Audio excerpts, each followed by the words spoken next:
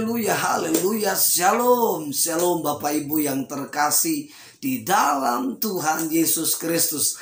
Dengan sukacita kembali dengan saya Demeling Kueso. Saya sungguh bersukacita pada hari ini karena tema yang masih saya bahas sama, yaitu tentang Tritunggal. Program ini adalah program tentang Kristen menjawab tuduhan-tuduhan, bahkan penjelasan-penjelasan yang bertentangan tentang pemahaman iman Kristen. Yaitu topiknya adalah Tritunggal. Apa sebab orang mempertanyakan tentang Tritunggal? Tritunggal, trinya dipersoalkan. Lalu membingungkan lagi tunggal. Nah, Bapak Ibu yang terkasih di dalam Tuhan Yesus Kristus, untuk membedakan kenapa mereka mempertanyakan, bahkan ini menjadi bahan perbincangan, ini menjadi produk di YouTube yang sangat-sangat laris diperbincangkan. Saya adalah seorang yang anti dengan perdebatan tentang Tuhan. Perdebatan tentang Tuhan, karena kita harus tahu bahwa kita ini manusia. Kita ini ciptaan Tuhan. Dan untuk apa kita harus memperdebatkan? Tetapi bukti-bukti nyata bahwa perjumpaan Bapak, Ibu, Saudara-saudara tentang Tuhan itu adalah bukti yang nyata. Karena itu saya menyadari, saya mengajak kepada kita semua bahwa saya dan saudara adalah ciptaannya. Karena itu kita sebagai ciptaan tidak perlu harus memperdebatkan. Kalau Bapak, Ibu, Saudara-saudara tidak memahami, tidak harus perlu diperdebatkan, dipersoalkan, diperbincangkan. Justru orang-orang yang memperdebatkan, memperbincangkan, itu akan dijumpai Tuhan. Dan ada satu ayat firman Tuhan yang ingin saya sampaikan. Apa yang membuat orang itu mempertanyakan, bahkan memperdebatkan tentang Allah Tritunggal atau Tritunggal atau Trinitas. Nah, Tuhan Yesus menyampaikan satu kebenaran, suatu ajaran kepada murid-muridnya dan orang percaya. Terambil dalam Yohanes pasal 14 ayat 15 sampai pada ayat yang ke-20. Saya akan bacakan untuk kita semua. Demikian kata firman Tuhan. Jikalau kamu mengasihi aku, kamu akan menuruti segala perintahku. Aku akan meminta kepada Bapa dan ia akan memberikan kepadamu seorang penolong yang lain, supaya ia menyertai kamu selama-lamanya, yaitu Roh kebenaran. Dunia tidak dapat menerima dia, sebab dunia tidak melihat dia dan tidak mengenal dia. Tetapi kamu mengenal dia, sebab ia menyertai kamu dan akan diam di dalam kamu. Aku tidak akan meninggalkan kamu sebagai yatim piatu. Aku akan datang kembali kepadamu, tinggal sesaat lagi, dan dunia tidak akan melihat aku lagi. Tetapi kamu melihat aku, sebab aku hidup dan kamu akan hidup. Pada waktu itulah kamu akan tahu bahwa aku di dalam Bapa-Ku dan kamu di dalam aku, dan aku di dalam kamu. Yesus mengatakan, kenapa orang memperdebatkan, orang mempertanyakan tentang Tritunggal, Trinitas? Karena mereka tidak mengenal Yesus. Apa sebab?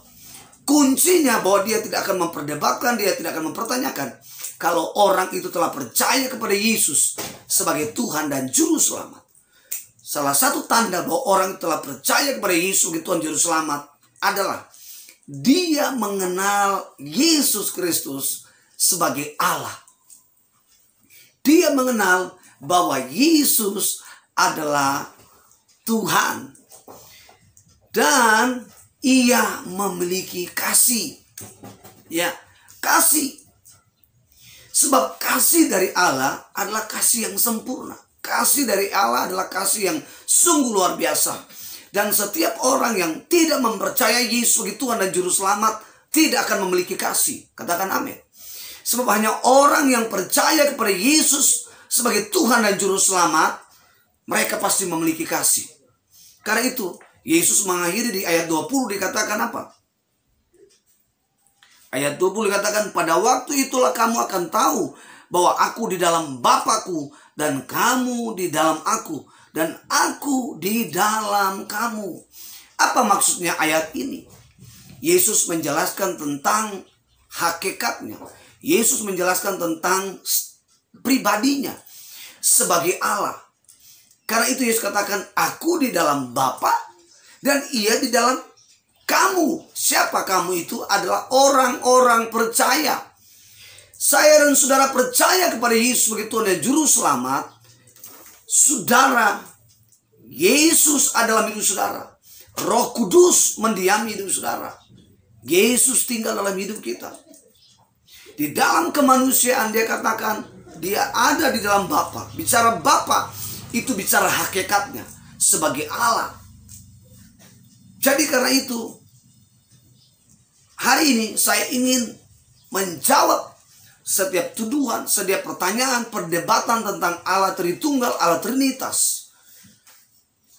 Bagi saudara-saudara yang belum mengenali Yesus sebagai Tuhan dan Juru Selamat, belum percaya kepada Yesus sebagai Tuhan dan Juru Selamat, saya menantang saudara, saya mengajak saudara supaya saudara mengalami Yesus, sudah mengalami perjumpaan, sudah percaya kepada Yesus sebagai Tuhan dan Juru Selamat.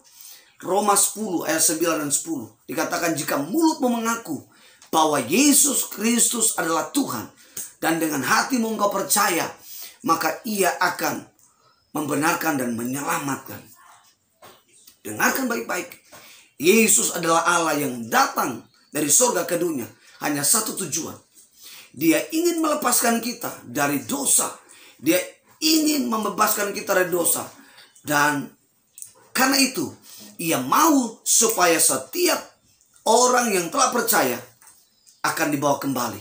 Kemana? Kepada rancangan yang kekal. Kepada rancangan semula. Yaitu hidup dalam kerajaan yang kekal. Karena itu saudara-saudaraku yang dikasihi dan diberkati oleh Tuhan, saksikan penjelasan tentang Allah Tritunggal ini dari seorang hamba Tuhan yang diurapi Tuhan, seorang pribadi yang sungguh luar biasa, punya karisma, punya karunia yang spesial yang menjelaskan. Doa saya, setiap saudara-saudara mendengarkan penjelasan ini sampai selesai, Tuhan akan menjumpai saudara, sudah mengalami jamahan Tuhan, sudah mengalami lawatan Tuhan, bahkan sudah mengambil keputusan percaya bahwa Yesus sebagai Tuhan dan Juru Selamat. Selamat menyaksikan penjelasan ini. Tuhan Yesus memberkati. Haleluya. Amin.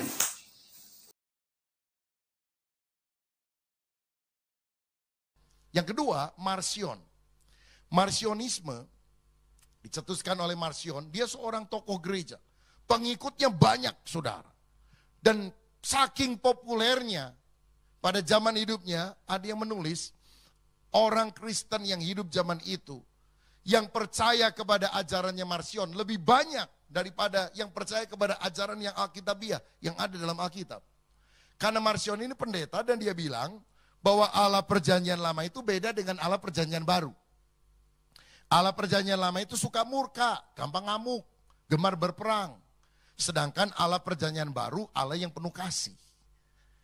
Ini beda Allahnya, diganti episodenya. Ya jelas kita tidak menerima.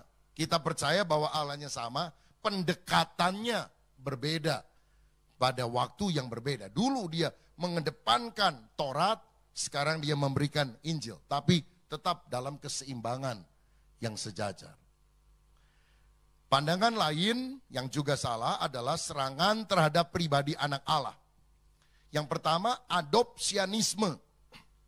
Adopsianisme mengatakan Yesus cuma manusia biasa yang diangkat menjadi Allah pada waktu baptisan karena kesalehannya. Ini orang biasa tapi saleh, rajin ibadah, doa banyak. Karena itu diangkat jadi Allah. Karena itu rajin-rajin ibadah, saudara, banyak memberi, nanti siapa tahu diangkat jadi Allah, begitu ya. Kata adopsianisme, bukan kata Alkitab. Tetapi keilahian Yesus itu meninggalkan dia pada saat penyaliban. Jadi karena saking rajin, hebat, diangkat jadi Allah, bisa bikin mujizat dan sebagainya. Tapi waktu mau naik ke sorga, Pada waktu dia mau disalib, maaf, itu dia ditinggalkan oleh Allah. Karena kalau nggak ditinggalkan dia nggak bisa mati. Itu sebabnya Yesus teriak, Eli, Eli, lama sabatani. Kok ditinggalin nih Tuhan? Begitu. Nah, ini ajaran adopsianisme. Ya tentu saudara tidak percayalah akan hal ini. Tapi ajaran-ajaran gini ada, saudara. Yang keempat, subordinasionisme. Subordinat. Pelopornya Arius. Sekarang ini cukup banyak penganutnya. Walaupun mungkin gak kenal nama Arius. Penganutnya adalah kelompok Saksi Yehova. Dia bilang Bapa lebih besar dari Yesus. Dan Yesus lebih besar dari Roh Kudus. Karena Yesus itu Yesus itu adalah ciptaan Allah yang mula-mula.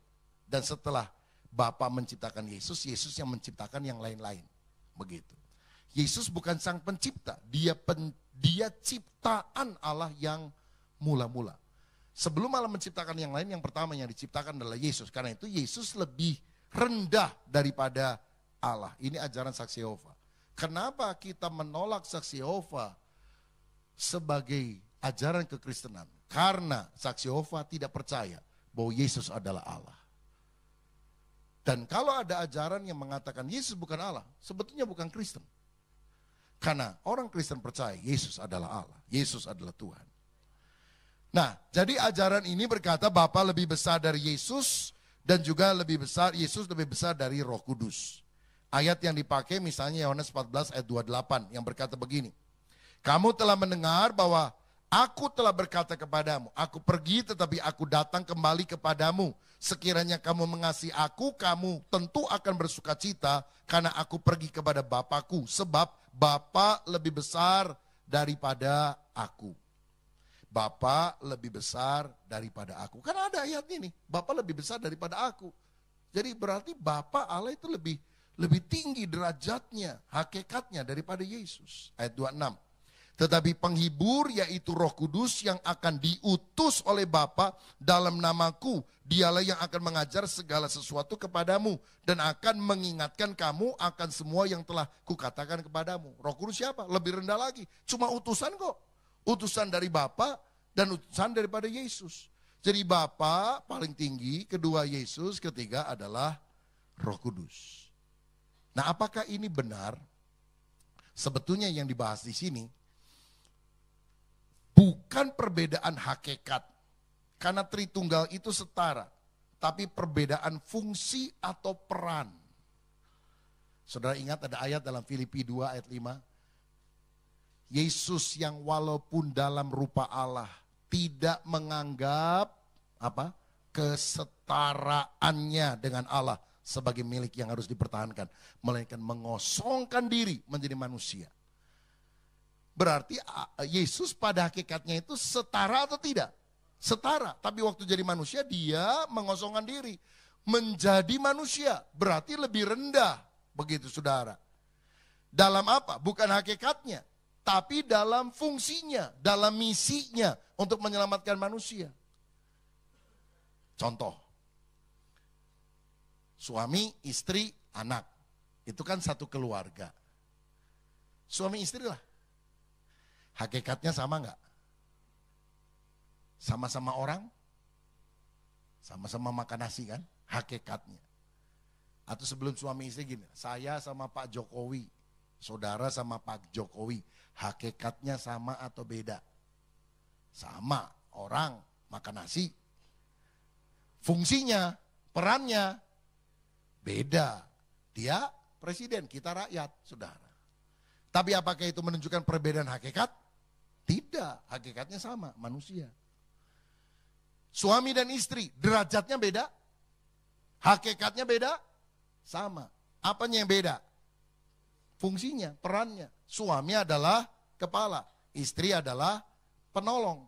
Begitu. Hai istri, tunduklah kepada suami. Hai suami, kasihlah istri. Begitu. Ini kan bukan perbedaan derajat, ini bukan perbedaan hakikat, perbedaan fungsional. Sebab walau dua-duanya bisa nyetir mobil, pada satu saat mesti ada satu orang yang nyetir. Jangan suami istri rebutan nyetir, bisa tabrakan saudara-saudara. Nah, di dalam fungsi sebagai utusan, ketika Yesus datang ke dunia untuk mati di salib, dia berkata, Bapakku lebih besar daripada aku. Begitu. Fungsinya, bukan hakikatnya. Pandangan keliru tentang Allah Tritunggal berikutnya adalah serangan terhadap pribadi Allah Roh Kudus. Karena ada orang yang mengatakan Roh Kudus cuma kekuatan atau kuasa Allah dan bukan pribadi. Tapi kalau kita lihat misalnya dalam Roma 8:26 dikatakan, demikian juga Roh membantu kita dalam kelemahan kita sebab kita tidak tahu bagaimana sebenarnya harus berdoa, tetapi Roh sendiri berdoa untuk kita kepada Allah dengan keluhan-keluhan yang tidak terucapkan. Roh Kudus berdoa, Roh Kudus punya perasaan. Jangan mendukakan Roh Kudus Allah yang memateraikan engkau menjelang hari penyelamatan. Berarti Roh Kudus bisa didukakan, punya perasaan. Roh Kudus punya kehendak. Karuh, bagaimana punya perasaan? Kalau dia cuma kuasa, bagaimana punya kemauan? Bagaimana Roh Kudus bisa berdoa? Yesus waktu di dunia berdoa enggak, saudara? Berdoa kepada Bapa. Kenapa Yesus berdoa? Kalau dia Allah, kenapa dia berdoa kepada Allah? Yang pertama, dia memberi teladan bagi kita. Yang kedua, memang Bapa, Putra, dan Roh Kudus selalu berelasi dari sejak kekekalan. Baiklah kita menjadikan manusia. Itu sudah ada relasi yang manis antara Bapa, Putra, dan Roh Kudus. Sehingga waktu Yesus berdoa, dia pribadi kedua, dia berbicara kepada pribadi yang pertama. Loh, waktu Yesus datang ke dunia, berarti surganya kosong dong, gak ada Allahnya. Nah, kita bilang Allah itu roh, ruah, seperti angin. Ini contoh ilustrasi. Ilustrasi tidak mencukupi, tapi setidaknya memberi gambaran. Kalau angin bertiup dari timur ke barat, apakah barat kena angin puyuh, lalu timur kosong, tidak ada angin? Kan tidak begitu, saudara. Jadi waktu Allah datang ke dunia, yang datang itu pribadi kedua, Yesus Kristus. Sedangkan Bapa tetap ada di sorga. Dengan demikian kita tahu bahwa Roh Kudus dan juga Yesus itu adalah pribadi.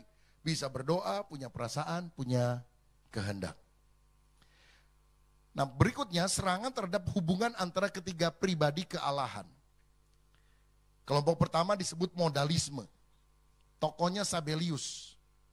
Dia bilang Allah itu satu pribadi dengan 3 jabatan atau 3 cara penampakan yang berbeda. Pribadinya 1, jabatannya 3 atau perannya 3. Yang benar hakikatnya 1, pribadinya 3. Bedanya gimana sih? Sabellius ngajarinya begini. Contoh yang paling populer ya. Pak Ahmad, di rumah kepala keluarga. Di sekolah, kepala sekolah. Di lingkungan, kepala RT, rukun tetangga. Nah, ini satu pribadi 3 jabatan. Bukan satu hakikat 3 pribadi. Kenapa? Kalau Pak Ahmad mati, matilah kepala keluarga, matilah kepala sekolah, matilah kepala RT, saudara sekalian. Tapi apakah pada waktu Yesus mati, Bapak mati, Roh Kudus mati? Tidak. Karena itu jangan pakai ilustrasi itu. Karena ilustrasi itu adalah modalisme, sabellianis. Kalau gitu pakai ilustrasi apa? Ya mungkin bisa pakai contoh gini. Sekali lagi walaupun tidak lengkap, tidak sempurna, tapi setidaknya mungkin bisa lebih membantu. Saya khotbah. Khotbah saya direkam jadi CD. CD saya diketik jadi buku. Jadi ada khotbah suara, khotbah CD, khotbah buku. Pada hakikatnya berapa khotbah? 1. Bentuknya berapa? 3. Kalau CD-nya rusak apa bukunya rusak? Tidak. Pada waktu Yesus mati, Roh Kudus tidak mati, Bapa tidak mati. Karena hakikatnya 1, pribadinya 3. Tanah liat bisa dijadikan vas bunga, bisa dijadikan asbak, bisa dijadikan apa? Genteng. Hakikatnya berapa? 1, tanah liat. Bentuknya 3. Kalau asbak pecah, apa genteng pecah? Tidak, begitu ya. Beda kan sama Pak Ahmad tadi? Pak Ahmad kepala keluarga, kepala RT sama kepala sekolah. Pak Ahmadnya mati, mati semuanya, saudara sekalian. Kalau yang tanah liat sama genteng kan beda. Khotbah sama bentuk CD dan buku dan suara kan berbeda. Yang lain, ini serangan terhadap hubungan antara ketiga pribadi Allah. Ini juga tidak tepat. Allah itu satu zat, atau alias satu hakikat, tapi punya dua sifat. Satu hakikatnya, dua sifatnya. Dua sifat itu mutlak dan kekal. Hakikatnya satu, Allah. Sifatnya dua, apa itu? Firman dan Roh Kudus. Jadi yang harus disembah itu zatnya, hakikatnya, yaitu Allah. Bukan sifatnya, firman dan Roh Kudus. Nah ini juga keliru, saudara sekalian. Karena kita tidak mengakui bahwa Allah itu satu hakikat, tapi dua sifat. Kita percaya satu hakikat, tiga pribadi. Saudara-saudara, sebab kalau memang Yesus itu cuma satu zat, kalau Allah itu satu zat dan dua sifat, bagaimana Allah bisa mengajak sifatnya untuk menciptakan alam semesta dan manusia? Yesus juga pernah bilang, Bapa mengasihi aku. Kalau Yesus cuma sifatnya Allah, apakah kita mengasihi sifat kita? Bukankah kita mengasihi pribadi yang lain? Bagaimana Allah bisa mengutus Roh Kudus kalau Roh Kudus itu hanya sifat? Saya mengutus sifat saya untuk pergi ke Amerika. Loh kan gak bisa, saudara. Kalau saya mengutus anak saya pergi ke Amerika bisa. Mesti pribadi, bukan sifat yang diutus. Yang ketiga, serangan terhadap hubungan antara ketiga pribadi Allah adalah triteisme. Yaitu pernyataan bahwa orang Kristen menyembah tiga Allah. Politeisme, bukan monoteisme. Percaya kepada satu Allah, ini percaya kepada tiga Allah. Ini bukan kekristenan sebetulnya. Karena kita tidak percaya kepada triteisme. Ngomong-ngomong, kalau kita lihat dalam kitab Yakobus. Yakobus pernah ngomong gini, kamu percaya kepada satu Allah, setan juga percaya dan dia gemetar. Jadi kan ada agama yang bilang, wah kita nggak percaya Tritunggal, kita hanya percaya kepada Allah yang satu. Alkitab udah bilang, jangan sombong, kamu percaya Allah itu cuma satu, setan juga percaya. Ya, nggak usah rasa bangga hebat luar biasa, setan juga percaya. Nggak ada setan yang ateis, saudara sekalian. Manusia ada yang ateis. Dasar setan tuh ateis. Enggak, setan itu percaya. Dan setan itu tidak ada yang politeis. Setan itu tidak ada yang triteis. Semua setan monoteis. Jadi kalau ada orang bilang, hanya agama saya yang benar karena agama saya monoteis, yang lain tidak monoteis. Kita udah bilang, setan juga monoteis. Percaya kepada satu Allah, gemeter lagi dia. Kita mah nggak gemeter, tenang-tenang aja. Ada orang ngambil barang-barang kantor dibawa untuk keperluan pribadi. Begitu keluar, ternyata masih ada yang lembur. Kok bawa barang-barang kantor? Oh iya, saya balikin leh. Jangan gitu dong, Tuhan lihat loh, Tuhan marah. Saya sih nggak takut kalau Tuhan lihat, dia nggak suka bilang-bilang. Saya justru takut kalau kamu yang lihat, kamu yang bisa bilang-bilang. Percaya Allah tapi nggak gemeter, setan mah gemeter, saudara sekalian.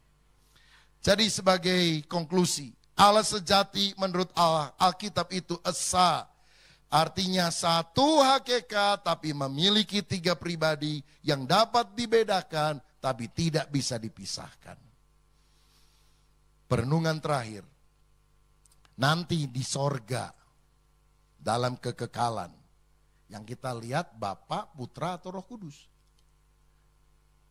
Ada berapa Allah? Coba renungkan baik-baik. Yang kita lihat di surga itu Bapa, Putra atau Roh Kudus? Tiga Allah atau satu Allah? Saya percaya dalam kekekalan kita akan melihat Allah yang esa. Kita akan melihat Tuhan Yesus Kristus yang tak terpisah dari unsur Bapa dan Roh Kudus dalam kesatuan ketritunggalan itu. Saudara tahu kan ada benda, ini contoh ya, benda atau hologram satu Tapi kalau dilihat dari sini bentuknya seperti A. Dilihat dari tengah bentuknya seperti B. Dilihat dari sisi yang lain bentuknya seperti C. Sebetulnya cuma satu, tapi cara pandang kita ternyata melihat itu tiga, sebetulnya satu. Jadi pada waktu kita dari sorga, kita akan melihat Yesus Kristus, kita akan melihat pribadi Roh Kudus, kita akan melihat Bapa, melihat bukan dengan mata jasmani, karena Allah itu roh, saudara. Dan kita harus sadar bahwa Allah itu bukan subjek bendawi, begitu. Seperti ini Bapa, lalu sebelahnya Putra, sebelahnya Roh Kudus.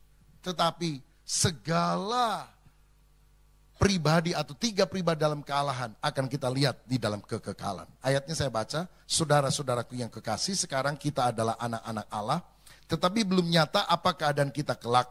Akan tetapi bila kita tahu bahwa apabila Kristus telah menyatakan dirinya, kita akan menjadi sama seperti Dia, sebab kita akan melihat Dia dalam keadaan yang sebenarnya. Jadi kita baru melihat Dia waktu kita balik sama Tuhan. Jadi berapa Tuhan yang kita akan lihat? Satu, karena kita kan menyembah Tuhan yang satu, masa tiga. Mungkin saudara pernah ingat nggak ada ayat di Alkitab? Lihat, Yesus berdiri di sebelah kanan Allah Bapa. Wah, gimana nih? Berarti kan ada dua Allah. Ada Yesus, sebelahnya Allah Bapa. Yesus naik ke sorga, duduk di sebelah kanan Allah. Nah saudara, ingat Alkitab itu penuh dengan istilah-istilah. Kenapa dikatakan Yesus itu anak Allah? Karena kalau Yesus disebut anak Allah, itu berarti Yesus berasal dari Allah, Yesus itu adalah Allah. Kalau saya berkata dia anak saya, berarti dia lahir dan memiliki ciri-ciri seperti saya. Dia anak saya. Beda kalau saya bilang, dia buatan saya. Saya membuat meja. Meja adalah ciptaan saya. Itu memang bikinan saya, tapi dia tidak punya ciri-ciri seperti saya. Karena itu digunakan idiom anak. Berarti berasal dari Allah. Nah, begitu juga dengan Yesus duduk di sebelah kanan Allah. Itu bukan berarti benar-benar duduk, begitu saudara. Nah ini istilah pada waktu orang-orang Roma itu, panglima-panglimanya diutus perang, setelah menang perang, mereka disambut oleh kaisar. Kaisar akan memberikan mahkota dari daun, dan kemudian disuruh duduk di sebelah kanannya. Itu adalah kebanggaan sekali, seorang panglima perang yang mungkin mempertaruhkan nyawanya ketika dia bisa pulang, duduk di sebelah kanan kaisar. Waduh, udah segala-galanya lah. Meluapnya itu lebih luar biasa daripada jadi juara World Cup, saudara sekalian. Wah, dahsyat sekali lah pokoknya. Nah, jadi pada waktu Yesus dikatakan duduk sebelah kanan Allah, artinya dia sudah menyelesaikan semua tugasnya. It finished, sudah selesai, sudah beres semuanya. Jadi dia duduk. Dikatakan dia berdiri, itu juga sebuah istilah. Pertanyaannya, Stefanus kan melihat Yesus berdiri. Apakah itu hakikat sorga yang sebetulnya?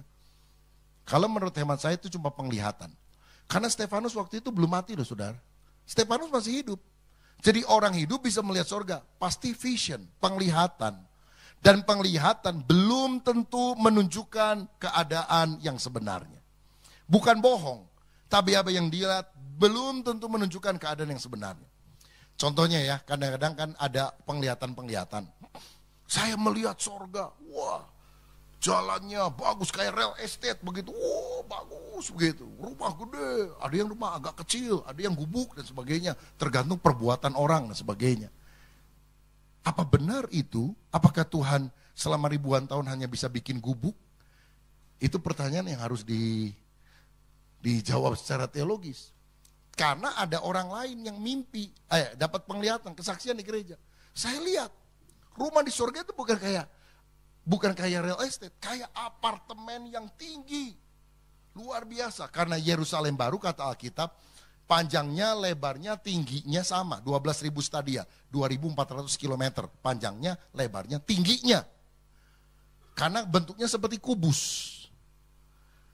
Jadi menurut Alkitab, dan yang saya lihat dalam penglihatan saya, rumah di sorga itu satu, seperti apartemen gede, banyak kamar-kamarnya. Kan Yesus bilang, di rumah Bapakku banyak tempat, bukan di rumah-rumah Bapakku katanya. Jadi yang lihat itu real estate itu salah semuanya. Yang benar saya. Apartemen dengan banyak kamar. Lah kan bingung kita saudara. Intinya apa? Penglihatan tidak bisa dijadikan sebagai landasan teologis. Sebab kalau kita menjadikan penglihatan sebagai landasan teologis, penafsiran kita jadi meleset, saudara.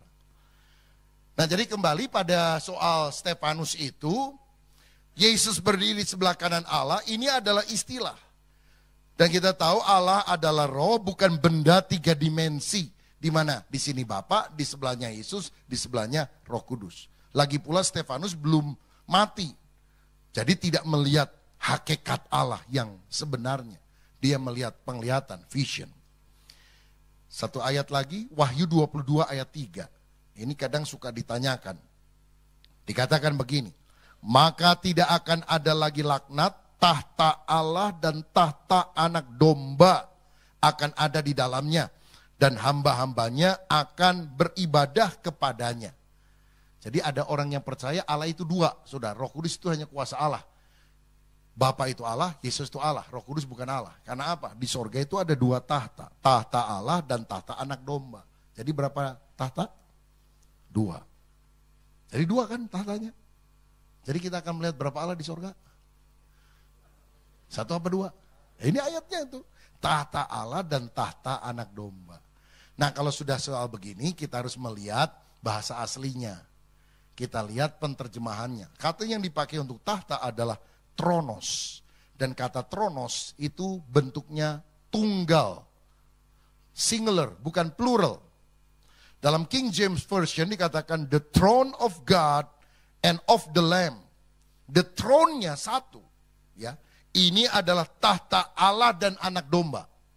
Bukan tahta Allah dan tahta anak domba. Penterjemahannya seharusnya demikian. Ini selaras dengan Wahyu 5 ayat 13. Yang berkata, dan aku mendengar semua makhluk yang di sorga dan yang di bumi, dan yang ada di bawah bumi, dan yang di laut, dan semua yang ada di dalamnya berkata, bagi dia yang duduk di atas tahta, dan bagi anak domba, adalah puji-pujian dan hormat dan kemuliaan dan kuasa sampai selama-lamanya.